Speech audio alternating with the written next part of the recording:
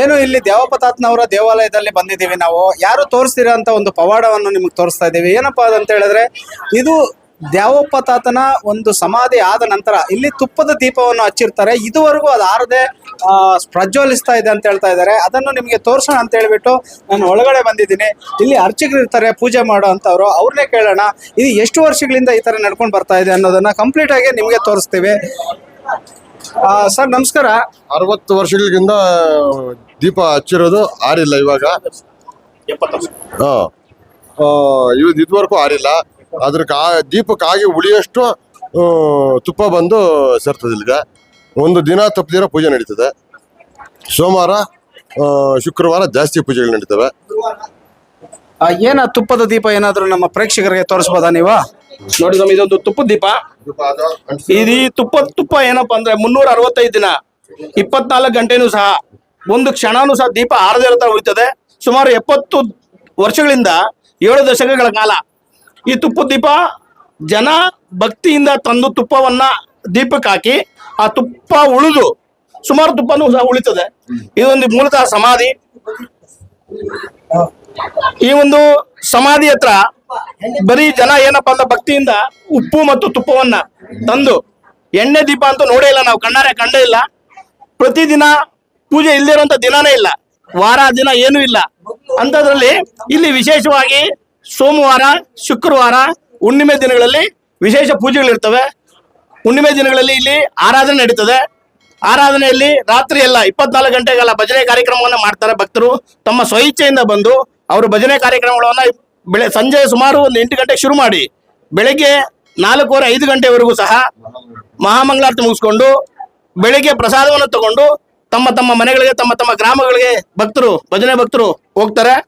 ಯಾವುದೇ ಕಾಣಿಕೆಯನ್ನ ಅಥವಾ ಯಾವುದೇ ಒಂದು ಅವರ ಒಂದು ಕಷ್ಟಾರ್ಥಗಳನ್ನು ಹೇಳ್ಕೊಂಡು ಕಾಣಿಕೆ ಏನು ತಗೊಳ್ದಂಗೆ ಅವರ ಒಂದು ಅಟ್ಲೀಸ್ಟ್ ಹಾರ್ಮೋನಿಯಂ ಮಾಸ್ಟರ್ ಇರ್ಬೋದು, ತಬಲಾ ಮಾಸ್ಟರ್ ಇರ್ಬೋದು, ಯಾರು ಸಹ ಏನು ಕಾಣಿಕೆಗಳನ್ನ ತಗೊಳ್ಳದ ಭಜನೆ ಕಾರ್ಯಕ್ರಮ ಹಲವಾರು ದಶಕದಿಂದ ಮಾಡ್ಕೊಂಡ್ ಬರ್ತಾ ಇದ್ದಾರೆ ಸರ್.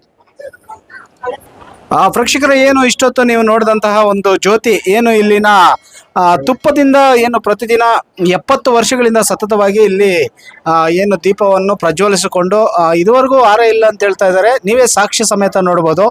ದ್ಯಾವೋಪತಾತನ ಪವಾಡಗಳು ಒಂದಲ್ಲ ಎರಡಲ್ಲ. ಮೈಸೂರು ಮಹಾರಾಜರೇ ಇಲ್ಲಿ ಬಂದು ತಮ್ಮ ಕುದುರೆಗೆ ಏನು ವಿವಿಧ ದೇಶದಲ್ಲಿರುವಂಥ ವೈದ್ಯರೇ ಅದನ್ನು ಚಿಕಿತ್ಸೆ ಕೊಟ್ಟರು ಮೇಲಾಗದೇ ಇರೋ ಸಂದರ್ಭದಲ್ಲಿ ಇಲ್ಲಿಗೆ ಕರ್ಕೊಂಡು ಬಂದಂತಹ ಮಹಾರಾಜರು ಇಲ್ಲಿಗೆ ಕುದುರೆಗೆ ಏನು ತಾತಯ್ಯನವರ ಕೈಯಿಂದ ಉಪ್ಪು ಮತ್ತು ಸಾಂಬ್ರಾಣಿ ಕೊಟ್ಟಿದ ನಂತರ ಅಲ್ಲಿ ಕುದುರೆ ಎದ್ದು ಅವರನ್ನು ಮತ್ತೆ ಹಸುಗಳು ಎಲ್ಲ ಮೇಲಾಗಿರೋದಂಥ ಇತಿಹಾಸ ಇಲ್ಲಿದೆ.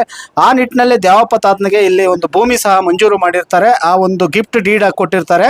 ಇಲ್ಲಿನ ಒಂದು ಪವಾಡಗಳನ್ನು ದೇಶಾದ್ಯಂತ, ಭಾರತದಾದ್ಯಂತ ಪ್ರಜ್ವಲಿಸಬೇಕು. ಇನ್ನಷ್ಟು ಇಲ್ಲಿ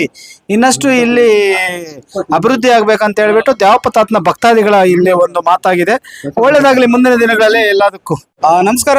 ಏನು ಚಿಕ್ಕಬಳ್ಳಾಪುರ ಜಿಲ್ಲೆಯ ಶಿಡ್ಲಘಟ್ಟ ತಾಲೂಕಿನ ಪ್ರಸಿದ್ಧ ದ್ಯಾವೋಪತಾತನವರ ಒಂದು ಸನ್ನಿಧಾನದಲ್ಲಿ ಇವತ್ತು ಸುಮಾರು 8 ದಿನಗಳ ಕಾಲ ನಡೆಯುವಂಥ ಈ ಒಂದು ಕಾರ್ಯಕ್ರಮ.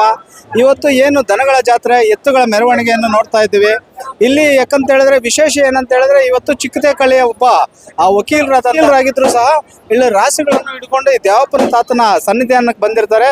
ಅವನ್ನೇ ಕೇಳೋಣ ಇಲ್ಲಿನ ಮಹಿಮೆ ಏನು ಎಲ್ಲ. ಬನ್ನಿ ನಮ್ಮ ಜೊತೆ. ಸರ್ ನಮಸ್ತೆ. ಏನ್ ಮಾಡಲ್ವಾ? ಏನು ಮಾಡಲ್ಲ. ನಮಸ್ಕಾರ. ನಮಸ್ಕಾರ.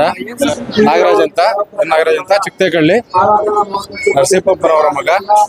ಸುಮಾರು ಈ ಒಂದು ಎತ್ತಿನ ಮೆರವಣಿಗೆಗಳಿಗೆ ಬಂದಿರ್ತಾರೆ. ಏನಿದ್ರ ಪವಾಡ, ಏನು ಯಾವ ತರ ಸರ್?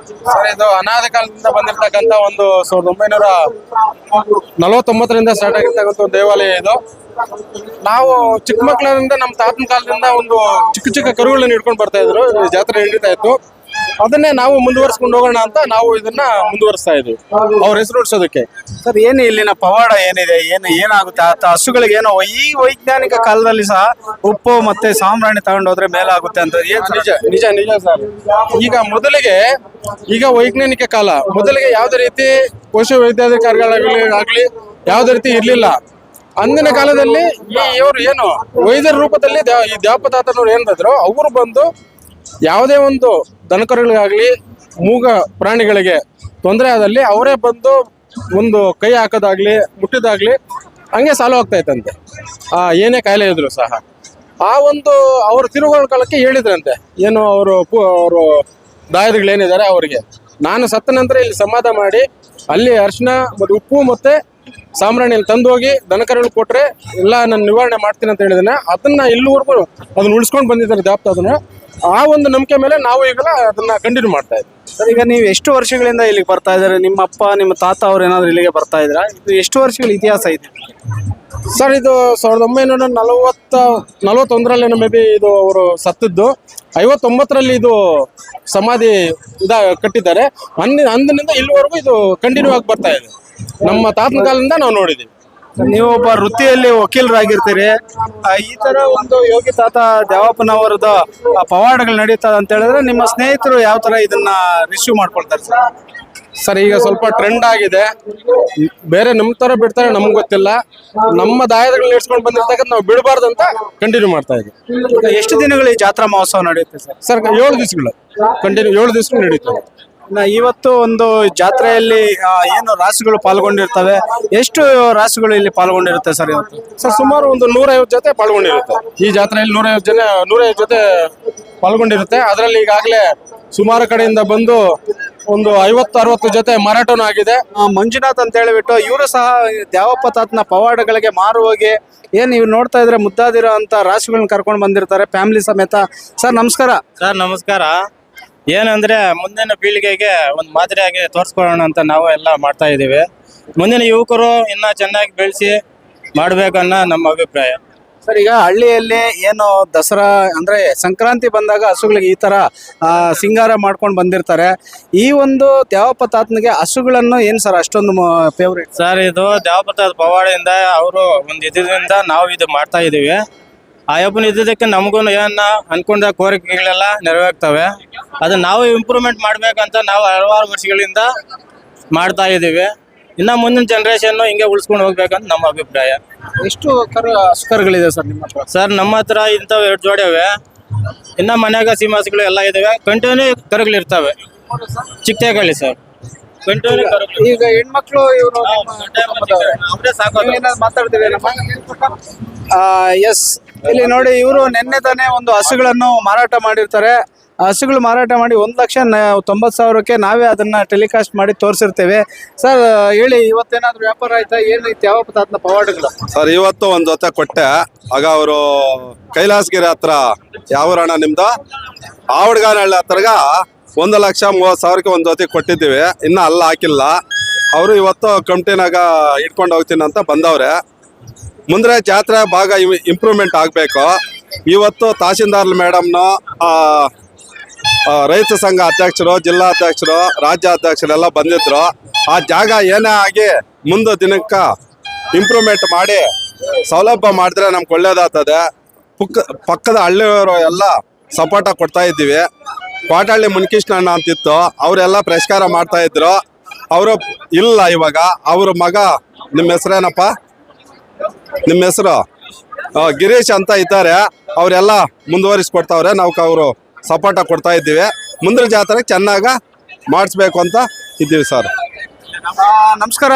ಏನು ನಿಮ್ಗೆ ತಹಶೀಲ್ದಾರ್ ಅವರು ಮತ್ತೆ ಏನು ರೈತ ಸಂಘದ ರಾಜ್ಯಾಧ್ಯಕ್ಷರು ಸನ್ಮಾನ ಮಾಡಿರ್ತಾರೆ. ಏನು ನಿಮ್ಮ ತಂದೆಯವರು ನಡ್ಸ್ಕೊಡ್ತಾ ಇದ್ದಾರೆ? ತಂದೆಯವರು ಇದಕ್ಕೆ ವರ್ಷನ ಸುಮಾರು 20 ವರ್ಷದಿಂದ ನಡ್ಸ್ಕೊಂಡ್ ಬಂದ್ರು.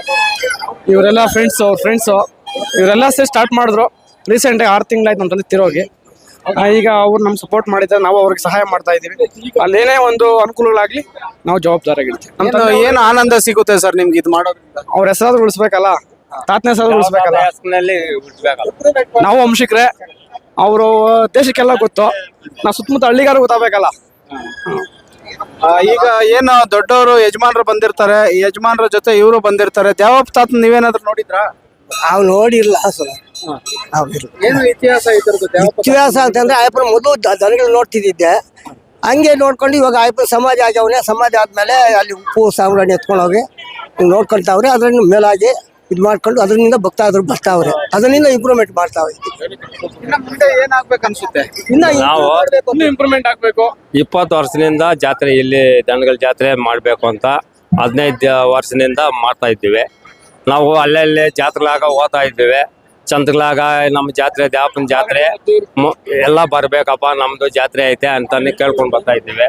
ಇವಾಗ ಈ 250 ಜೊತೆ ಜೋಡಿ ಸೇರಿದ್ದೀವಿ ನಾವು. ಎಲ್ಲ ಇಂಥ ಮೆರವಣಿಗೆ ಎಲ್ಲ ಮಾಡಿ ದೇವತಾದ ಹೆಸರದಾಗ ಇವು ಕೆಲಸ ಮಾಡ್ತಾ ಇದ್ದೀವಿ. ಎಸ್, ಏನು ಈಗ ಇಲ್ಲಿ ಬಂದು ವ್ಯಾಪಾರ ವಹಿವಾಟಿನಲ್ಲಿ ತೊಡಗಿಸ್ಕೊಂಡಿದ್ದಂತ ಕೈಲಾಸಗಿರಿಯ ಒಬ್ಬ ರೈತರು 2 ಎತ್ತುಗಳನ್ನು ತಗೊಂಡಿರ್ತಾರೆ. ಅವ್ರಿಗೆ ಎಷ್ಟಾಯ್ತು ಏನಾಯ್ತು ಇಲ್ಲಿ ದ್ಯಾವಪ್ಪನ ಗುಡಿಯಲ್ಲಿ ಬಂದು ಇದು ಮಾಡಿರ್ತಾರೆ. ಸರ್, ತಮ್ಮ ಹೆಸರು, ಯಾವ ಊರಿಂದ ಬಂದ್ರೆ? ಸರ್, ನಾವು ಚಿಂತಾಮಣಿ ತಾಲೂಕು ಅಂಬಾಯಿದುರ್ಗ ಹೋಬಳಿಯಿಂದ ಕೈಲಾಸಗಿರಿ ಪಕ್ಕದಲ್ಲಿ ಕಾವಲ್ಗನಹಳ್ಳಿ ಅಂದಿದ್ದ ಬಂದಿದ್ದು. ನಾವು ರೈತರು, ನಾವು ಕಾಯಶ್ ಮೇಲೆ ನಾವು ವ್ಯವಸಾಯ ಮಾಡೋದಕ್ಕೆ ನಾವು ತಂದು 1,40,000 ಆಯ್ತು. ಹೆಂಗ್ ನೋಡಿದ್ರೆ ಇದ್ರದ್ದು ಪ್ರಸಿದ್ಧಿ ಆಗಿರುವಂತ ದ್ಯಾವಪ್ಪ ತಾತನ ಜಾತ್ರೆ ಹೆಂಗ್ ಗೊತ್ತಾಯ್ತು ನಿಮ್ಗೆ? ಸರ್, ಇದು ಗೊತ್ತಾಗ್ಲಿಲ್ಲ. ನಾವು ಫೇಸ್ಬುಕ್ ಅಲ್ಲಿ ಯೂಟ್ಯೂಬ್ ಅಲ್ಲಿ ನೋಡ್ಬಿಟ್ಟು ಮತ್ತೆ ಈ ತರ ಇದೆ ಅಂತ, ಇಲ್ಲಿ ಸ್ವಲ್ಪ ಡೆವಲಪ್ಮೆಂಟ್ ಮಾಡ್ಬೇಕಿನ್ನು ದನಗಳಿಗೆಲ್ಲ ಸ್ವಲ್ಪ ನೀರು ಮೇವು ಎಲ್ಲ ದೇವಸ್ಥಾನ ಎಲ್ಲ ವ್ಯವಸ್ಥೆ ಮಾಡಬೇಕು. ಸ್ವಲ್ಪ ಇವಾಗ ಕಮ್ಮಿ ಇದೆ. ತಾಲೂಕಿನ MLAಗಳು ತಹಸೀಲ್ದಾರ್ ಎಲ್ಲ ಮನ್ಸು ಮಾಡಿ ವ್ಯವಸ್ಥೆ ಮಾಡಿದ್ರೆ ಇನ್ನೂ ಅನುಕೂಲ ಇರುತ್ತೆ ರೈತರಿಗೆ. ಏನ್ ಸರ್, ಈಗ ರೈತರು ಇದನ್ನ ನೀವು ಮತ್ತೆ ಮಾರಾಟ ಮಾಡ್ತೀರಾ, ಇದರಿಂದ ದುಡಿಮೆ ಮಾಡ್ತೀರಾ? ಮಾರಾಟನೂ ಮಾಡ್ತೀವಿ, ದುಡಿಮೆನೂ ಮಾಡ್ತೀವಿ ಸರ್ ನಾವು ಇದರಿಂದ. ಇದು 2 ಎತ್ತುಗಳು 1,40,000 40,000 ಆಯ್ತು ಸರ್. 1,40,000 ಆಯ್ತು. ಹಾ, ಅವರೇ ಕೊಟ್ಟಿರೋ ಕೈಲಾಸಗಿರಿ ಹತ್ರ ಕಾವನ್ಗಾನಹಳ್ಳಿ ಅಂತ ಕೊಟ್ಟಿದ್ದೀವಿ ಸರ್. ನಾವೇ 1,40,000 ಕೊಟ್ಟಿದ್ದೀವಿ ಸರ್. ಎಸ್, ಏನು ಶಿಡ್ಲಘಟ್ಟ ತಾಲೂಕಿನ ಪ್ರಸಿದ್ಧ ಶ್ರೀ ದ್ಯಾವಪ್ಪ ತಾತನವರ ಒಂದು ಜಾತ್ರಾ ಮಹೋತ್ಸವ ಸುಮಾರು 8 ದಿನಗಳ ಕಾಲ ನಡೆಯುವಂಥದ್ರಲ್ಲಿ ವಿಶೇಷವಾಗಿ ದನಗಳ ಜಾತ್ರೆಯನ್ನು ಇಲ್ಲಿನ ಬಂದಿರೋಂಥವ್ರು ನೋಡ್ಬೋದು, ಅವ್ರ ಸಂತಸ ನೋಡ್ಬೋದು. ಏನು ಸುಮಾರು ಕಿಲೋಮೀಟರ್ ಗಟ್ಟಲೆ ಇಲ್ಲಿಂದ ಬಂದು ವ್ಯಾಪಾರ ವಹಿವಾಟಲ್ಲಿ ತೊಡಕೊಂಡಿರ್ತಾರೆ. ಇಲ್ಲಿನ ಏನಂತ ಹೇಳಿದ್ರೆ ಆಗು ಹೋಗುಗಳಾಗಬೇಕಾಗಿರೋದು ಇಲ್ಲಿನ ಡೆವಲಪ್ಮೆಂಟ್ ಆಗಬೇಕು. ಅಲ್ಲಿ ದನಕರುಗಳಿಗೆ ಏನು ಸರ್ಕಾರಕ್ಕೆ ಏನು ಗೋಮಾಳ ಜಮೀನನ್ನು ದ್ಯಾವಪ್ಪ ತಾತನಿಗೆ ರಿಜಿಸ್ಟರ್ ಮಾಡಿಸಿ ನಮಗೆಲ್ಲ ಅನುಕೂಲ ಮಾಡಿಕೊಟ್ರೆ ಒಳ್ಳೆಯದು. ಇನ್ನು ಅಭಿವೃದ್ಧಿ ಆಗಬೇಕು. ಇದು ಒಂದು ರೀತಿ ಕೈವಾರದಂತೆ ಇಲ್ಲಿ ದೊಡ್ಡ ಮಟ್ಟಕ್ಕೆ ಬೆಳಿಬೇಕು ಅಂತ ಹೇಳ್ಬಿಟ್ಟು ಇಲ್ಲಿನ ರೈತರು ಮತ್ತೆ ಇಲ್ಲಿ ಗೋವುಗಳನ್ನು ಸಾಕುವಂತಹ ವ್ಯಾಪಾರಿಗಳು ಹೇಳ್ತಾ ಇರುವಂತ ಮಾತು. ಇನ್ನಷ್ಟು ದ್ಯಾವಪ್ಪ ತಾತನವರ ಜಾತ್ರೆಯನ್ನು ನೋಡ್ಸೋಣ ಬನ್ನಿ.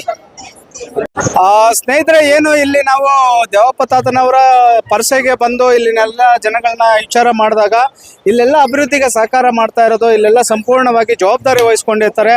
ದೇವರ ಏನು ದ್ಯಾವಪ್ಪನ ಆಶೀರ್ವಾದ ಎಲ್ಲರ ಮೇಲೆ ಇರ್ಬೇಕಂತ ಹೇಳ್ಬಿಟ್ಟು ಹೇಳ್ತಾ, ಆನಂದ್ರವರು ಕೋಟಳ್ಳಿ ಅವ್ರನ್ನ ನಾವು ಕೇಳಿದ್ರೆ ಜನರೇ ಹೇಳ್ತಾ ಇದ್ರು ಇವರು ತುಂಬಾ ದೇವರ ಕಾರ್ಯಗಳಿಗೆ ಸತ್ಕಾರ್ಯಗಳು ಮಾಡುವಂತವ್ರು. ಅವರು ಅನ್ನೋ ಕೇಳೋಣ. ಏನ್ ಸರ್ ಇಲ್ಲಿನ ಪವಾಡಗಳೇನು ಸರ್? ಸರ್, ಇದು ಆಲ್ಮೋಸ್ಟ್ ಸುಮಾರು ಈಗ 70 ದಶಕಗಳಿಂದ ನಡ್ಕೊಂಡ್ ಬಂದಿರುವಂತ ಒಂದು ದೇವಾಲಯ ಇದು. ಮೂಲತಃ ತಾತನವ್ರು ಬಂದ್ಬಿಟ್ಟು ಏನ್ ಮಾಡ್ತಾ ಇದ್ರು, ಇವರು ದನಗಳ ಒಂದು ಆರೈಕೆಯನ್ನ ಮಾಡ್ತಾ ಇದ್ರು. ಇವರು ಊರಲ್ಲಿ ಏನಪ್ಪಾ ಅಂದ್ರೆ ದನಗಳ ಆರೈಕೆ ಇರ್ಬೋದು, ಅಥವಾ ಸಣ್ಣ ಮಕ್ಕಳಿಗೆ ಅಥವಾ ಯಾರೋ ಒಂದು ಬಾಳಂತರಿಗೆ ಹಾಲಿಲ್ಲ ಅಂದ್ರೆ ಅಂಥವ್ರಿಗೆಲ್ಲ ಆರೈಕೆ ಮಾಡ್ಕೊಂಡು ಬಂದಂತ ಒಬ್ಬ ವ್ಯಕ್ತಿ. ಸಾಮೂಹಿಕವಾಗಿ ರೈತ ಕುಟುಂಬದಲ್ಲಿ ಹುಟ್ಟಿ ಬೆಳೆದು ಇವತ್ತು ನಾವು ಕರ್ನಾಟಕದ ಡಾಕ್ಟರ್ ಅಂತ ಹೇಳ್ಬೋದು ಇವ್ರಿಗೆ. ಮೂಲತಃ ಸರ್ಕಾರ ಒಂದು ಗಮನ ವಹಿಸಿದ್ರೆ ನಮ್ಮ ಒಂದು ಈ ದೇವಾಲಯವನ್ನ ಬಹಳಷ್ಟು ಅಭಿವೃದ್ಧಿ ಪಡಿಸ್ಬೇಕಂತ ಸರ್ಕಾರಕ್ಕೆ ಒಂದು ನಿಮ್ಮ ಒಂದು ಮಾಧ್ಯಮದ ಮುಖಾಂತರ ನಾವು ಕೇಳ್ಕೊತೀವಿ. ಎಲ್ಲದಕ್ಕಿಂತ ಯಥೇಚ್ಛವಾಗಿ ಏನಪ್ಪಾ ಅಂದ್ರೆ, ನಾನು ಆಲ್ಮೋಸ್ಟ್ ಭಾರತ ದೇಶಾದ್ಯಂತ ಮೂಲೆ ಸುತ್ತಿದ್ದೇನೆ. ಇಂಥ ಒಂದು ಪುಣ್ಯ ಸ್ಥಳ ಮೇ ಬಿ ನಮ್ಮ ಭಾರತ ದೇಶದಲ್ಲಿ ಎಲ್ಲೂ ಇಲ್ಲ. ಏಕಪ್ಪ ಅಂದ್ರೆ, ಒಂದು ಉದಾಹರಣೆ, ಇಲ್ಲಿ ಒಂದು ಸಮಾಧಿ, ಮೂಲತಃ ಒಂದು ಸಮಾಧಿ, ತಾತನ ಸಮಾಧಿ. ಈ ಸಮಾಧಿ ಹತ್ರ ಯಾರು ಮಾಟ ಮಂತ್ರ ತಂತ್ರ ಏನೂ ಇಲ್ಲ. ತಾತನವರು ಸಹ ಯಾವುದೇ ಮಾಟ ಮಂತ್ರ ತಂತ್ರಗಳನ್ನು ಮಾಡಿದಂಥವ್ರಲ್ಲ, ಯಾರ ಬಾಯಿಯಲ್ಲೂ ಕೇಳಿಲ್ಲ. ತಾತನನ್ನು ನೋಡಿರುವಂಥ ಹಲವಾರು ಜನದ ಹತ್ರ ನಾನೂ ಸಹ ಮಾಹಿತಿಯನ್ನು ಸಂಗ್ರಹ ಮಾಡಿದ್ದೇನೆ. ಅವರ ಒಂದು ನಾಮಧೇಯ ತಗೊಂಡು, ಅವರ ಒಂದು ಕೆಲಸ ಕಾರ್ಯಗಳನ್ನು ತಗೊಂಡು ನಾವು ಹಲವಾರು ಹಾಡುಗಳನ್ನು ಸಹ ಬರೆದಿದ್ದೀವಿ. ಮುಂದಿನ ದಿನಗಳಲ್ಲಿ ಅವುಗಳು ಸಹ ಬಿಡುಗಡೆಗಳಾಗ್ತವೆ. ಮೇ ಬಿ ನಾವೊಂದು ಅವರ ಹೆಸರಲ್ಲಿ ಒಂದು ಹರಿಕತೆ ಕಾರ್ಯಕ್ರಮವನ್ನು ಮಾಡಬೇಕು ಅನ್ನುವಂಥ ಉದ್ದೇಶದಿಂದ ಹರಿಕತೆಯನ್ನು ಸಹ ಪ್ರಾರಂಭ ಮಾಡ್ತಾ ಇದ್ದೇವೆ. ಪ್ರಾರಂಭ ಆಗತ್ತೆ, ಮುಂದಿನ ದಿನಗಳ ಹರಿಕತೆನೂ ಸಹ ಬಿಡುಗಡೆ ಆಗುತ್ತೆ. ಏನು ಈಗ ಇಲ್ಲಿ ಈ ಭಾಗದಲ್ಲಿ ಜನಿಸಿರುವಂತ ಮಕ್ಕಳಿಗೆ ವಿಶೇಷವಾಗಿ ನಾವು ಕಂಡಿರುವಂತ ದ್ಯಾವಪ್ಪ, ದ್ಯಾವಮ್ಮ, ದೇವರಾಜು ಅಂತ ಇರ್ತಾರೆ. ಏನ್ ಸರ್ ಹೆಸರು ಇಡೋದ್ರಿಂದ? ಸರ್, ಇಲ್ಲಿ ದೇವಪ್ಪ, ದೇವಮ್ಮ, ದೇವರಾಜ ಅಂತ ಇಡೋದಕ್ಕೆ ಕಾರಣನೇ ಏನಪ್ಪಾ ಅಂದ್ರೆ, ತಾತನವರೇ ಮೂಲ ಕಾರಣ ಅಂತ ಹೇಳ್ಬೋದು. ಕಾರಣ ಏನಪ್ಪಾ ಅಂದ್ರೆ, ಇಲ್ಲಿ ಸುಮಾರು ಜನಕ್ಕೆ ಮಕ್ಕಳಿಲ್ಲದಂತವರು ಬಂದು ಕಲ್ಯಾಣದಲ್ಲಿ ಸ್ನಾನ ಮಾಡಿ ತಾತನ ದೇವರ ಒಂದು ಪ್ರದಕ್ಷಿಣೆಯನ್ನು ಮಾಡ್ಕೊಂಡು ಹೋಗಿ ಆ ಪ್ರದಕ್ಷಿಣೆಯಿಂದ ಅವ್ರಿಗೆ ಮಕ್ಕಳಾಗಿ ಅವರಿಗೆ ಆ ಒಂದು ಹೆಸರನ್ನು ಇಟ್ಟಿರುವಂತೂ ಬಹಳಷ್ಟು ಕಂಡಿದ್ದೀವಿ, ಕೇಳಿದ್ದೀವಿ, ನಾವು ನೋಡಿದ್ದೀವಿ ಸಹ. ಅದಾದ ಮೇಲೆ ಸುಮಾರು ಬರೀ ಈ ಭಾಗದ ಜನನೇ ಅಲ್ಲ, ಸುಮಾರು ಜನ ಮೈಸೂರಿಂದ ಕೇಳಿದ್ದೀವಿ, ನಾವು ಆಂಧ್ರ ಪ್ರದೇಶದಿಂದ ಕೇಳಿದ್ದೀವಿ, ಸುಮಾರು ತಮಿಳುನಾಡಿಂದ ಬರುವಂಥ ಜನವನ್ನು ಕೇಳಿದ್ದೀವಿ. ನಾವು ಪುಣ್ಯ ಏನಪ್ಪ ಅಂದ್ರೆ, ಅಂಥ ಒಂದು ಪುಣ್ಯಾತ್ಮ ಹುಟ್ಟಿರುವಂಥ ಊರಲ್ಲಿ ಹುಟ್ಟಿರೋದಕ್ಕೆ ನಮ್ಮ ಜನ್ಮ ಸಾರ್ಥಕ ಅಂತ ಹೇಳಲಿಕ್ಕೆ ಬಯಸ್ತೀವಿ. ಹಾಗೆ ಮುಂದಿನ ದಿನಗಳಲ್ಲಿ ಈ ಒಂದು ದೇವಾಲಯ ಒಂದು ಉನ್ನತ ಮಟ್ಟಕ್ಕೆ ಬೆಳೀತದೆ. ಬೆಳಿಲಿಕ್ಕೆ ಎಲ್ಲರ ಒಂದು ಅವಕಾಶ ಸಿಗತ್ತೆ. ಸುಮಾರು ಜನ ಕೈ ಜೋಡಿಸ್ತಾರೆ. ಮುಂದಿನ ದಿನ ಬೆಳೆದಾಗ ಸಾರ್ವಜನಿಕರಿಗೆ ಅನುಕೂಲ ಆಗುತ್ತೆ. ಇಂಥ ಒಂದು ಸ್ಥಳಗಳಿಂದ ನಮಗೆ ಡಾಕ್ಟ್ರೇ ಬಂದು ನಿಂತ್ಕೊಂಡಂಗೆ ಆಗುತ್ತೆ. ಇಂಥ ಒಂದು ಸ್ಥಳ ಮೂಲ ದನಗಳಿಗೆ ಒಂದು ಡಾಕ್ಟರ್ ಆದಂತ ಬೆಳೆದಂಥ ದೇವಪತಾತನವರು ದನ ಮತ್ತು ಜನಗಳಿಗೆ ಎಲ್ಲರಿಗೂ ಸಹ ಆರೋಗ್ಯವನ್ನ ಬರೀ ಉಪ್ಪು ಮತ್ತು ಸಾಂಬ್ರಾಣಿಯನ್ನ ಸಮಾಧಿ ಹತ್ರ ಇಟ್ಕೊಂಡು ಹೋಗೋದ್ರ ಮುಖೇನ ಅವರ ಒಂದು ಆರೋಗ್ಯಗಳನ್ನ ಚೇತರಿಸ್ಕೊಂಡ್ ಬಂದಿದೆ. ಅದರ ಒಂದು ಧ್ಯೇಯದಿಂದನೇ ಇವತ್ತು ಈ ಮಟ್ಟಕ್ಕೆ ಬೆಳೆದಿರೋದಕ್ಕೆ ಕಾರಣ ಆಗಿದೆ ಅಂತ ಹೇಳ್ಬೋದು ಸರ್. ಏನು ಒಟ್ಟಾರೆಯಾಗಿ ಇಲ್ಲಿನ ಜಾವಪ್ಪ ತಾತನ ಒಂದು ಪವಾಡಗಳು, ಇಲ್ಲಿನ ಏನು ಡಾಕ್ಟ್ರಿ ಅಂತ ಹೇಳ್ಬೋದು, ಕರ್ನಾಟಕದಲ್ಲಿ ಮೊದಲನೇ ಡಾಕ್ಟರ್ ಯಾರಾದರೂ ಇದ್ದಾರೆ ಅಂತ ಹೇಳಿದ್ರೆ ನಮ್ಮ ದೇವಪ್ಪ ತಾತನೇ ಅಂತ ಹೇಳಿರ್ತಾರೆ. ಇಲ್ಲಿನ ಒಂದು ಸ್ಥಿತಿಗತಿಗಳು ನೋಡಿದ್ರೆ ಇನ್ನಷ್ಟು ಅಭಿವೃದ್ಧಿ ಆಗಬೇಕು ದೇಶಾದ್ಯಂತ. ಏನು ಕಾರಣ ಅಲ್ಲ ಸರ್, ಮೈಸೂರು ಮಹಾರಾಜರು ಅವರ ತನ್ನ ಒಂದು ಸ್ವಂತ ಕುದುರೆಗೆ ಹುಷಾರಿಲ್ಲದೆ ಇರಬೇಕಾದ್ರೆ ಹಲವಾರು ಡಾಕ್ಟರ್ಗಳು ಬಂದು ಅವರ ಒಂದು ಕುದುರೆನ ಆರೈಕೆ ಮಾಡೋಗಿರ್ತಾರೆ. ಆ ಒಂದು ಕುದುರೆನೂ ಸಹ ಎದ್ದಿರಲ್ಲದಿಲ್ಲ. ಅದನ್ನು ಸುಮಾರು 6 ದಶಕದ 7 ದಶಕದ ಹಿಂದೆ ನಡೆದಂತ ಒಂದು ಇತಿಹಾಸ ಇದು. ಇದು ಹಲವಾರು ಪುಸ್ತಕಗಳಲ್ಲೂ ಸಹ ಬಿಡುಗಡೆ ಆಗಿದೆ. ಹಲವಾರು ಪುಸ್ತಕಗಳಲ್ಲೂ ಈ ಮಾಹಿತಿ ಇದೆ. ಒಂದು 2-3 ಪ್ರಸಂಗಗಳು ನಡೆದೋಗಿದೆ. ಅದೇ ಆವಾಗ ಏನ್ ಮಾಡಿದ್ದಾರೆ, ತಾತನವರು ಇಲ್ಲಿಂದ ಕಾಲ್ನಡಿಯಲ್ಲಿ ನಡ್ಕೊಂಡು ಹೋಗಿ ಮೈಸೂರು ಮಹಾರಾಜರ ಕುದುರೆಯನ್ನ ಕೈಯಲ್ಲಿ ಮುಟ್ಟಿ ಅವ್ರು ಅದನ್ನು ನೋಡಿದಾಗ ಇದ್ರ ಹೊಟ್ಟೆಯಲ್ಲಿ ಏನೋ ಒಂದು ಈ ತರ ಏನೋ ಒಂದು ತೊಂದರೆ ಇದೆ ಅದಕ್ಕೆ, ಕುದುರೆ ಮತ್ತು ಹಸುಗೆ. ಅದಕ್ಕೊಂದು ಗಿಡಮೂಲಿಕೆಯನ್ನ ಕೊಟ್ಟು ಅವ್ರು ಅಲ್ಲೇ ರಾತ್ರಿ ಎಲ್ಲ ತಂಗಿ ಬಂದಾಗ ಮಹಾರಾಜರು ಅವರಿಗೆ ನಿನಗೇನಾದ್ರು ಒಂದು ನಾನು ಕಾಣಿಕೆಯನ್ನ ಕೊಡಬೇಕಾಗತ್ತೆ ಅಂತಂದೇಳಿ ಕೇಳ್ಕೊಳ್ತಾರೆ. ತಾತ ಅದಕ್ಕೆ ನನಗೇನು ಬೇಡ ಅಂತ ಒಂದು ಕಾಣಿಕೆ ನನಗೇನು ಬೇಡ ಅಂತೇಳಿ ಬರಬೇಕಾದ್ರೆ ತಾತನವರಿಗೆ ಅವತ್ತಿನ ದಿನದಲ್ಲಿ ಭೂದಾನ ಅಂತಂದೇ ಕೊಟ್ಟು ತಾತನವರ ಹೆಸರಲ್ಲಿ ಸುಮಾರು 4 ಎಕರೆಗಳು ಅವತ್ತಿನ ದಿನದಲ್ಲೇ ಪಾಣಿಯನ್ನ ಮಾಡಿ ಇಟ್ಟಿದ್ರು. ಇವತ್ತಿನಿಂದ ಭೂ ಕಬಳಿಕೆದಾರರು ಆ ಒಂದು ಸ್ಥಳವನ್ನ ತನ್ನ ಸ್ವಾರ್ಥಕ್ಕಾಗಿ ಬಳಸ್ಕೊಂಡು ಅದನ್ನು ದುರುಪಯೋಗ ಪಡಿಸ್ಕೊಂಡು ಹಲವು ಜನನೂ ಸಹ ಮೇ ಬಿ ಸೇರ್ಕೊಂಡಿದ್ದಾರೆ ಅನ್ನೋದನ್ನ ಕಾಣುತ್ತೆ. ಇತ್ತೀಚಿನ ದಿನಗಳಲ್ಲಿ ಹಲವು ಜನನೂ ಸೇರ್ಕೊಂಡು ಅಂತ ಒಂದು ಪುಣ್ಯಾತ್ಮನಿಗೆ ದಾನವಾಗಿ ಕೊಟ್ಟಿದ್ದಂತ ಮಹಾರಾಜರು ದಾನವಾಗಿ ಕೊಟ್ಟಿದ್ದಂತ ಸ್ಥಳವನ್ನ ದುರುಪಯೋಗ ಪಡಿಸ್ಕೊಂಡು ಅದನ್ನ ವ್ಯಾಪಾರ ವಹಿವಾಟುಗಳನ್ನ ನಡೆಸ್ಕೊಂಡು ಹೋಗ್ತಾ ಇದಾರೆ. ದಯಮಾಡಿ ಅಂತ ಜನ ನಿಮ್ಮ ಒಂದು ಮಾಧ್ಯಮದ ಮುಖೇನ ಇದನ್ನ ಅರ್ಥ ಮಾಡ್ಕೊಂಡಾದ್ರು ಅಂತ ಒಂದು ಜಾಗವನ್ನ ದಯಮಾಡಿ ತಾತನ ದೇವಸ್ಥಾನಕ್ಕೆ ಬಿಟ್ಕೊಡ್ಬೇಕು. ಮುಂದಿನ ದಿನಗಳಲ್ಲಿ ತಾತನ ದೇವಸ್ಥಾನ ಅಭಿವೃದ್ಧಿಗೆ ಅವರೂ ಸಹ ಕೈ ಜೋಡಿಸ್ಬೇಕು. ತಾತ ಅಂತವ್ರು ಒಳ್ಳೆ ಆರೈಕೆ ಮಾಡ್ತಾನೆ, ಅನುಕೂಲ ಮಾಡ್ತಾನೆ. ದಯಮಾಡಿ ಅಂತ ಜನ ಯಾರಾದ್ರೂ ಮನಗೊಂಡು ಅವ್ರಿಗೆ ಎಚ್ಚರಿಕೆ ಕೊಟ್ಟು ದಯಮಾಡಿ ಆ ಒಂದು ಜಾಗಗಳನ್ನ ಬಿಡುಗಡೆ ಮಾಡಿಕೊಡಿ. ಈ ಸುತ್ತಮುತ್ತಲೂ ಸುಮಾರು ಹಲವಾರು ಖರಾಬ್ ಜಾಗಗಳು ಸಹ ಇದೆ. ಅಂತ ಒಂದು ಜಾಗಗಳನ್ನ ತಾತನವರ ಹೆಸರಿಗೆ ಮಾಡಿ ತಾತನ ಒಂದು ಮುಂದಿನ ದಿನಗಳಲ್ಲಿ ಇಂಥ ಒಂದು ಆರಾಧನಾ ಕಾರ್ಯಕ್ರಮಗಳಿರ್ಬೋದು ಅಥವಾ ಪೌರ್ಣಮಿ ಹುಣ್ಣಿಮೆ ಏನಾಗುತ್ತೆ, ಇಲ್ಲಿ ಪ್ರತಿದಿನ ಅನ್ನದಾನ ಜೊತೆಗೆ ಹುಣ್ಣಿಮೆ ಮುದ್ದೆ ಸಾಂಬಾರನ್ನ ಬಡಿಸ್ತಾರೆ. ಇಲ್ಲಿ ವಿಶೇಷ ಏನಪ್ಪಾ ಅಂದ್ರೆ ತಾತನವರು ತನ್ನ ದನ ಕರುಗಳನ್ನ ಮೇಯಿಸ್ಬೇಕಾದ್ರೆ ಅವರು ಮುದ್ದೆನ ಮನೆಯಿಂದ ತಗೊಂಡು ಬಂದು ಅವರು ಜನಗಳಿಗೆ ಕೊಟ್ಟು ಕುಂಟೆಗಳನ್ನ ಮಾಡಿ ಆ ಒಂದು ಬೆಳವಣಿಗೆಯನ್ನು ಬೆಳೆಸ್ಕೊಂಡು ಬಂದಿದ್ದಾರೆ. ಹಂಗಾಗಿ ಅಂತ ವಿಶೇಷ ಇಲ್ಲಿದೆ. ಇಂಥದನ್ನು ಮನಗೊಂಡು ನಿಮ್ಮ ಮಾಧ್ಯಮದ ಮುಖಾಂತರ ಅಂತ ಒಳ್ಳೆ ಕೆಲಸಗಳಾಗ್ಲಿ ಅಂತ ಜನಗಳಲ್ಲಿ ನಾವು ಕೇಳ್ಕೊತೀವಿ ಸರ್. Thank you. ಎಸ್, ಇಷ್ಟ ಆಗಿದ್ದು ದೇವಪ್ಪ ತಾತನ ಒಂದು ಪವಾಡಗಳ ಒಂದು ಚಿತ್ರಣ.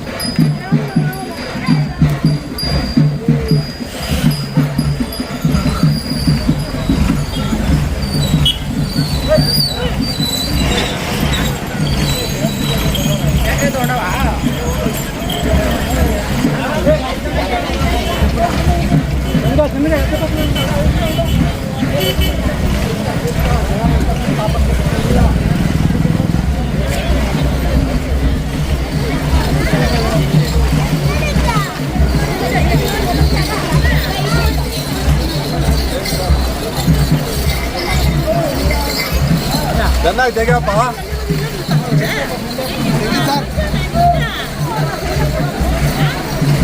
ಏನು ಒಳ್ಳೆ